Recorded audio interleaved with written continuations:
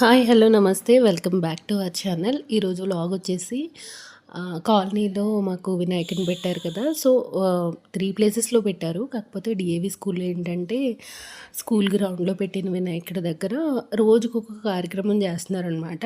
అంటే వినాయక పూజ మార్నింగ్ అయిపోయిన తర్వాత సో ఒక్కొక్క రకం పూజ అయితే ఒక్కొక్క రోజు ఒక్కొక్క ఈవెంట్ అయితే చేస్తున్నారు. సో అంతకుముందు సండే వచ్చేసి సరస్వతీదేవి పూజ చేశారు. అలాగే శుక్రవారం రోజు వచ్చేసి వరలక్ష్మీదేవి వ్రతాలు జరిపించారనమాట. యాక్చువల్‌గా పంతులు గారు చాలా బాగా చేస్తారు. సో అందుకోసం అని చెప్పి లాస్ట్ ఇయర్ పిల్లలకి నేను సరస్వతీదేవి పూజ చేపించాను. బట్ ఈసారి ఏంటంటే వినాయక చవితి వెంటనే సరస్వతీదేవి పూజ రావడం వల్ల మాకు పెద్ద ఇన్ఫర్మేషన్ లేదు. సో అందుకోసం అది స్కిప్ అయిపోయింది. సో ఫ్రైడే రోజు వరలక్ష్మీదేవి వ్రతం జరుగుతుంది. అంటే మన ఇంట్లో ఆల్రెడీ మనం చేసుకున్నాం. బట్ ఏంటంటే ఆయన అన్ని మంత్రాలతో కొంచెం అంత డివోషనల్‌గా అనిపిస్తదనమాట. ఒకవేళ మీరు ఎవరైనా కానీ ఆయన పూజ వింటే గనక. అలాగే సాటర్డే వచ్చేసి మనకి సత్యనారాయణమూర్తి వ్రతం కూడా చేస్తున్నారనమాట. ఆ రోజు పిల్లలు ఉంటారు కాబట్టి నాకు అంత పాసిబిలిటీ ఉండదు. సో అందుకోసం అని చెప్పేసి ఫ్రైడే రోజు మేము ఆల్రెడీ అనుకున్నాం ఈ కుంకుమ పూజ చేసుకుంటే మంచిది కదా అని చెప్పేసి.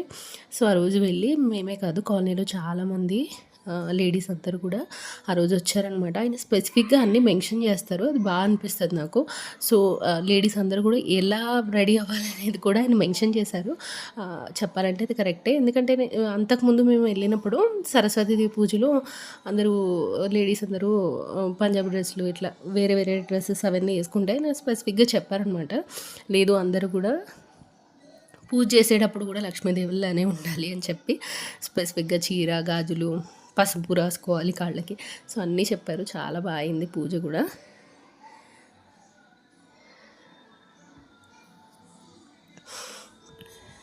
ఆ రోజే కొంచెం ప్రసాదం చేసుకొని తీసుకొని వెళ్ళామంటారు. ప్రతి ఒక్కళ్ళు కూడా ప్రసాదం తీసుకొచ్చారు.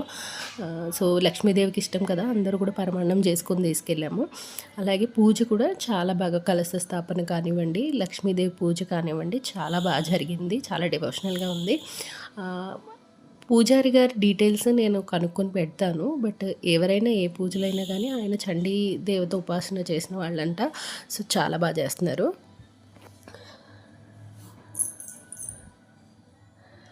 సో పూజ అంతా కూడా చాలా బాగా చేసుకున్నాము.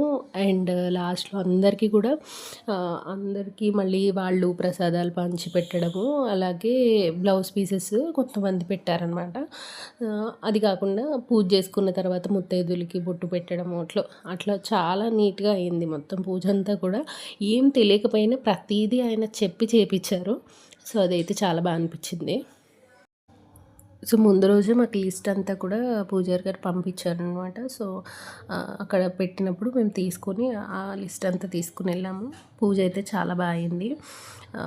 సో అమ్మవారి ప్రతిమకి కూడా పూజ చేయించారనమాట. అలాగే ఫస్ట్ వినాయకుడి విఘ్నేశ్వరుడి పూజ అంతా అయిపోయిన తర్వాత మనకి వరలక్ష్మీదేవి పూజ అయితే అయ్యింది. పూజ అయితే చాలా డివోషనల్గా చాలా బాగా జరిగిందనమాట.